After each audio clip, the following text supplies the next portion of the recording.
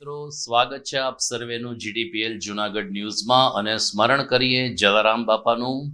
વીરપુરમાં આજે પણ હજારો લોકોને વિનામૂલ્યે પ્રસાદ ગ્રહણ કરાવીને સંતોષનો ઓળકાર આપનાર સંત શિરોમણી જલારામ બાપાની આજે 226મી જન્મ જયંતિ છે।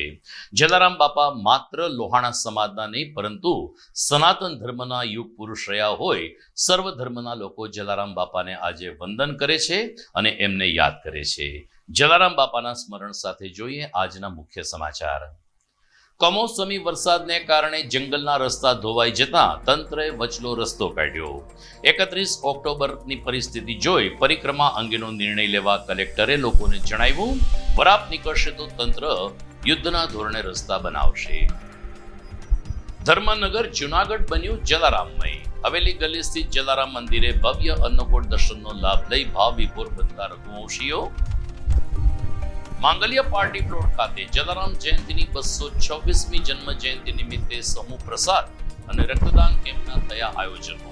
ભૂદેવોએ પણ પ્રસાદ ગ્રહણ કરી લોહાણા સમાજને આપ્યા આશીર્વાદ।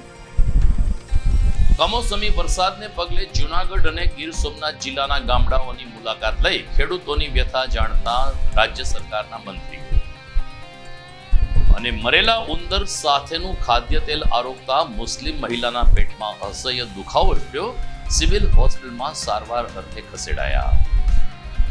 આ તમામ સમાચાર આપણે વિગતવાર જોઈએ તે પહેલા લઈએ એક બ્રેક।